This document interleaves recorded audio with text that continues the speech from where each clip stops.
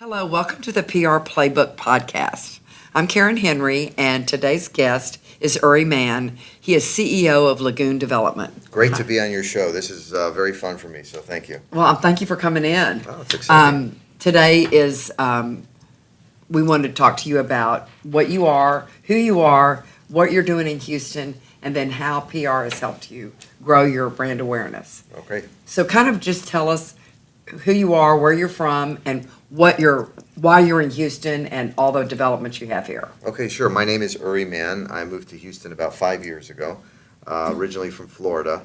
I'm the CEO of Lagoon Development, and our company builds, operates, and owns giant crystal clear lagoons. If you haven't seen, for those listeners on who've never been to a crystal lagoon, recommend going to Lagoon Fest Texas, lagoonfesttexas.com, or our company website, lagoondevelopment.com, and you can see these incredible photos. It's hard to imagine what 24 million gallons of crystal clear water looks like, and it's right here in Houston.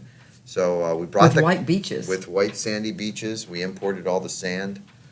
We've basically turned Houston into a beach community, and we're building now our third lagoon in Houston, and soon our fourth and fifth. Wonderful. Yeah. Can you kind of tell us what part of town they're in? I know one's in Texas City, and you have one kind of in Conroe-ish area, Yeah. but tell us about the other ones. Yeah, our first lagoon is in Humble, Texas. That's called Balmoral. It's a 2-acre crystal lagoon.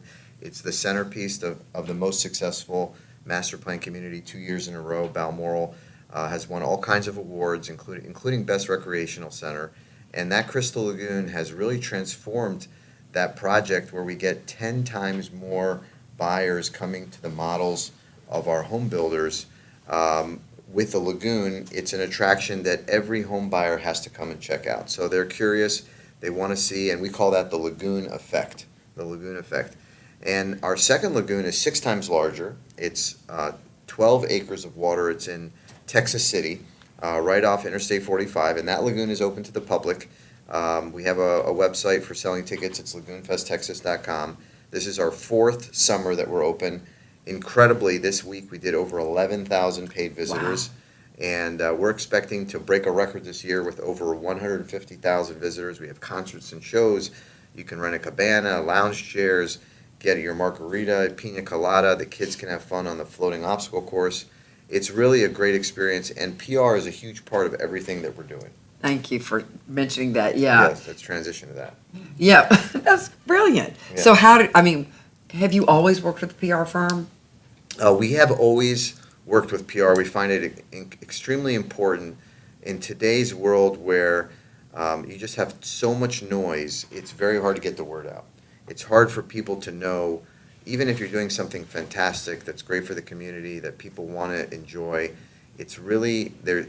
You know, when we grew up and there were like 20 television stations that you were maybe tuned into. Today, there's a million Netflix shows and a million Hulu shows, and so many websites with news, and you just don't know where to turn, and it's very difficult to get the word out without really good PR. So we do rely on companies, especially yours, PR Boutique, to get the word out for our facility, to make sure the general public knows all the new things that we're doing, whether we're announcing a new concert or launching the construction of a new lagoon or having a Fill the Lagoon event where people can come out and help fill the lagoon with water. We have all kinds of great media needs, and in order to get to the media, in order for people to know what we're doing, you need to work with a professional like PR Boutique.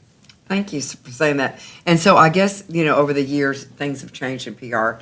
And before it was just media outreach. Now we do social media and influencer programming. And I kind of wanted to see what your thoughts were about I love what you're doing on that. Yeah, that's really unique. And most PR companies do not offer those types of services that I've had experience with. So, for example, Lagoon Fest Texas this year, we've had over 30 influencers come to the facility, thanks to you. And these influencers have made incredible videos about their experiences at the facility, and they have their own followers. Some of their videos have gotten more than 1 million views. And that's the kind of publicity that you really need and is hard to obtain, but by doing this sort of grassroots reaching out to the influencers, getting them to come on site, making their own videos, we are able to reach a much larger audience. I'm going to give you an example. A few weeks ago, we had an influencer come out. She made a video. Her name is the Hangry Houstonian. I'll give a shout out to her because her video has almost 2 million views. Wow. And we're so proud of that. This past Saturday, we broke a record with 4,500 visitors to Lagoon Fest, Texas in a single day. Do you feel like that was a kind of part of it? For sure it had part of it. Okay. And so we're really pleased with these types of results, which can only happen if you take advantage of everything that's out there today. And, you know, PR is an art. You need to know who to call on, what types of influencers to get there, how to write the media alert, how to write that press release, who should read it, when you should send it out, at what time of day on a Tuesday is the right time to launch your reel on Instagram. There's so many nuances Yes. that no owner could know those things unless they were constantly embedded. And it's like professional pilots know how to fly a plane because they're flying a plane every day. PR, you need to be in it every single day, every hour to know how to do it.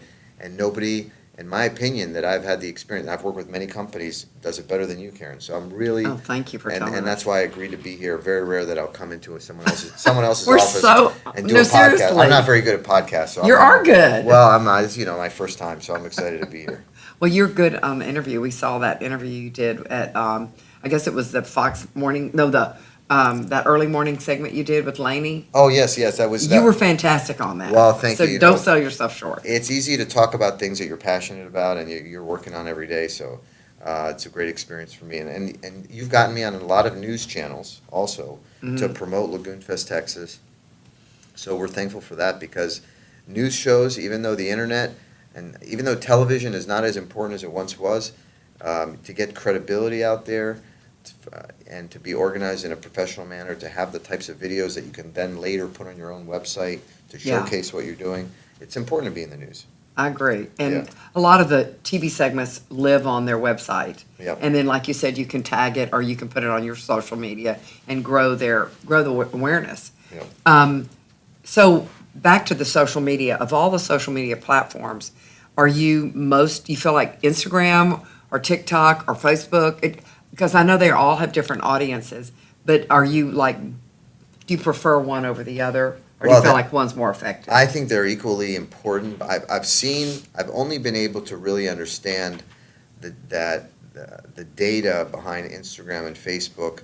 Really, you can see the return on investment. So I haven't seen that yet from TikTok, but I know this weekend we were trending on TikTok. There were numerous videos that people were posting, and I'm sure that had a big impact on the numbers of folks that were coming to Lagoon Fest, Texas on Saturday.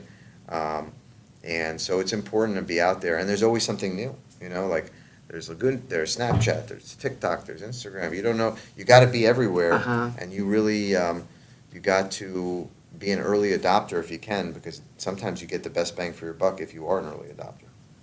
No, I think you're right on that. Well, so tell us, you've lived here for 5 years.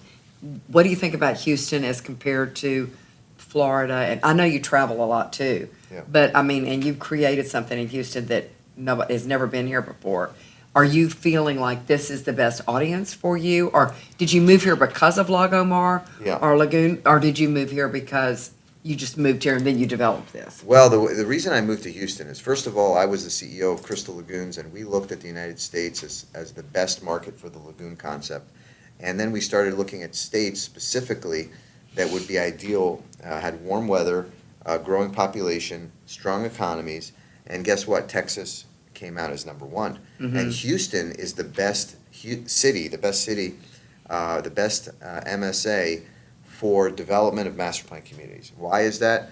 Affordability is really important. You have affordable housing, so people from all over the country move to Houston every year. And believe it or not, we are neck and neck. The Houston MSA is neck and neck for selling homes every year, new homes, as compared to the whole state of California.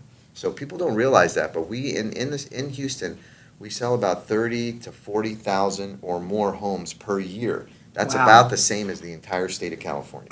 And so I didn't know that. We have all these new communities. People want to live here. You can buy an incredibly beautiful home for $350,000 or less. The homes in our communities are ranging from $300,000 to up to $500,000 or a little bit more. And imagine you can buy a home now with beach access, walking distance to the beach in any of these communities with the lagoons. And so with the Houston market being as strong as it is for new single-family homes and people searching for warm weather, what was the one thing that's really missing in the Houston MSA? Beautiful turquoise blue water, white sandy beaches. It did not exist. Now it does. And we're excited to be part of it. Well, you brought something here that's very unique.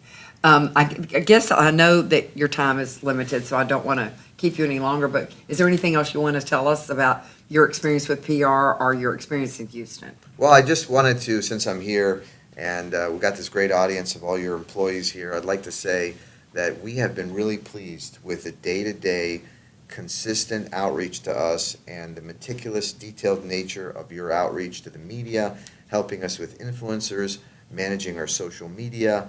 You know, you've provided a turnkey solution where a company like myself can come to you and have all of that handled and have a weekly meeting and hear real results in real time. So thank you for everything you're doing. Well, no, but thank you for trusting us. Yeah. And thank you for coming all the way over here because I know it's not And that. you look beautiful today, by the way. Oh, Thanks. thank you. Thanks for having me. We have on the same color. Oh, yeah, we're kind of match.